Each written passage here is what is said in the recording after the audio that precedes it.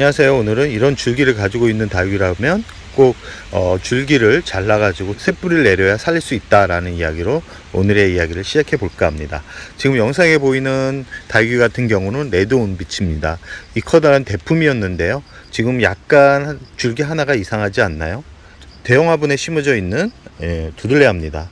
왜 이런 현상이 벌어졌냐면, 물음병이 진행돼서 이렇게 시작된 게 아니라 아마 누군가가 지나가면서 화분을 건드려 가지고 약간 기울어져 있었는데, 지금 이쪽 부분에 있는 줄기가 그때는 이 정도로 말라 있진 않았는데 약간 좀 부러져 있는 그런 느낌이 들었는데, 간혹 돌을 받쳐 놓고 자연적으로 이렇게 회복하는 시간을 주면 살아나는 경우가 있어 가지고 돌만 받쳐 놨는데, 역시나 시간이 지나면서 이쪽 줄기가 수분을 끌어올리지 못하면서 결국은 줄기가 다 말라간, 지금 생각해 보면 그때 이쪽 부분에서 잘라줬으면 지금 이쪽까지는 썩어 들어가지 않았을 텐데, 말라 들어가지 않았을 텐데, 그때 너무 자연 치유가 가능할 거라는 것을 예측한 게 지금 보면 후회스럽기도 하고, 그래도 다행인 거는 이쪽 부분에서 정상적으로 진행은 더 하지 않고 있다라는 거. 그렇지만 이대로 그대로 두게 되면 이 다육이는 결국은 살 수 없겠죠. 조금 아쉬운 거는 이쪽 부분에서 잘라줬다 그러면 군생으로 키울 수 있었을 텐데, 지금 줄기를 잘 보시면 아시겠지만 이쪽이 움푹 들어가 있죠. 지금 잘라볼 텐데요, 어디까지 고세가 진행됐는지 확인해 볼 예정입니다.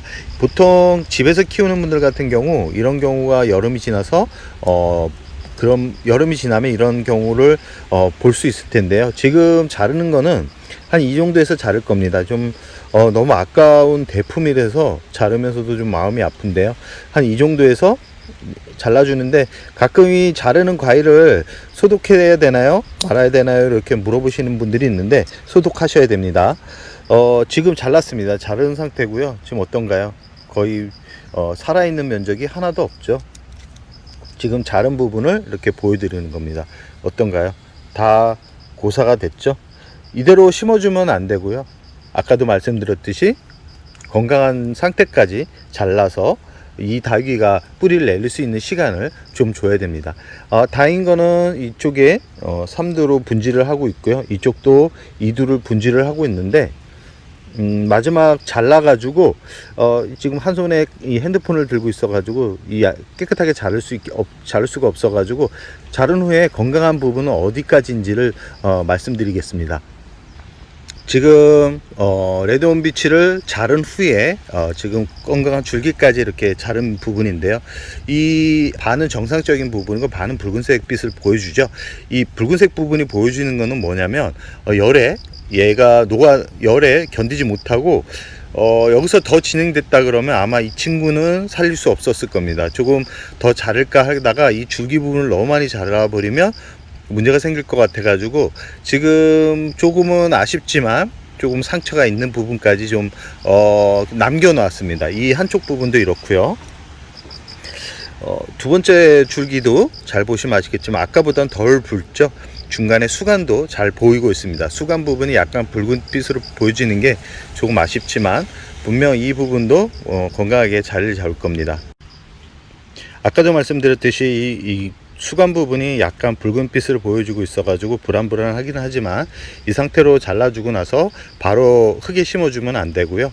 저 같은 경우는 건강한 뿌리 같은 경우는 한 4, 5일 정도 말린 다음에 마른 흙에 심어주는데, 이렇게 좀 아팠던 그런 다육이들 같은 경우는 대략 한 일주일 정도 아니면 뿌리를 내려가지고 심어줍니다. 이 두들레아 같은 경우는 아마 9월 중순 이후나 돼야 뿌리가 나올 텐데요, 그대로 눕혀 두지 마시고 화분을 거꾸로 놓은 다음에 그 구멍에다가 꽂아두면 한 9월 20일 이후부터는 실뿌리가 내리기 시작할 겁니다. 실뿌리가 내리기 시작하면 이 건강하다는 증거고요. 혹시 이렇게 잘랐는데 이 부분이 계속 곰팡이가 피거나 더 안쪽으로 상처가 진행이 된다 그러면 또 잘라 주셔야 됩니다.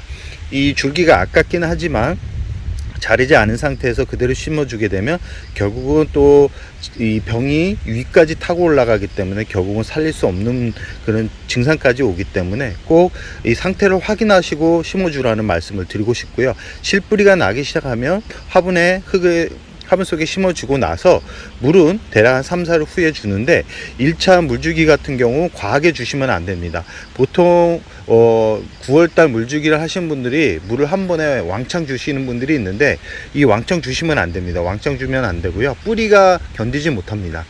1차 관수는 머그컵 반잔 정도면 충분하고요. 이런 다육이들 같은 경우도 머그컵 반잔이나 3분의 1 정도 주고 3분의 1 정도 주었다가 이 뿌리가 활착을 할 수 있는 시간을 주셔야 됩니다. 한 번에 많은 수분이 들어가 가지고 오랜 시간 동안 뿌리가 수분이 화분 속에 머물러 있을 경우 뿌리가 썩거나 줄기가 썩는 경우가 대반입니다. 특히 이렇게 치료를 하거나 줄기를 잘라서 삽목을 한 그런 식물들 같은 경우 대부분 그런데요. 이 관엽 같은 경우는 그래도 자리를 잡고 견디는 힘이 있어 가지고 괜찮은데 이 다육이 같은 경우는 이 잎에 수분을 담고 있는 그런 식물들이기 때문에 과한 수분이 지속된다 그러면 뿌리가 견디지 못할 확률이 아주 높습니다. 그렇기 때문에 꼭 아까도 말씀드렸듯이 이렇게 치료를 한 다육이들 같은 경우는 한 뿌리를 내려서 심는다는 전제하에 일주일 후에 물을 주는데 물의 양은 머그컵 반잔이나 3분의 1 정도면 충분하고요.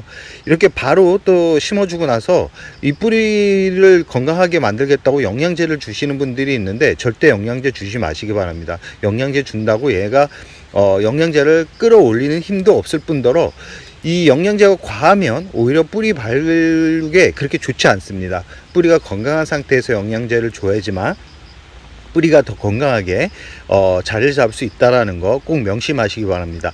영양제를 많이 준다고 다육이들이 크는 게 아닙니다. 뿌리가 건강해야 다육이가 크는 거고 이 줄기가 건강해야 성장도 빠른 겁니다.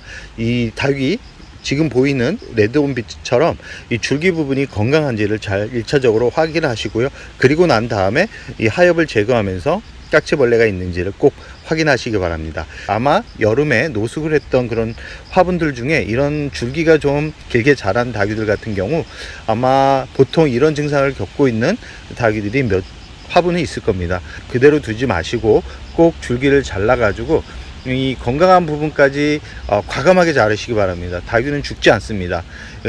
다육이는 너무 방치해서 죽는 거지 이 상태로 건강한 상태까지 잘라 가지고 죽지 않을까 하는 생각을 하시는 분들이 있는데 절대 죽지 않는다라는 말씀을 드리면서 오늘의 영상을 여기서 마무리할까 합니다.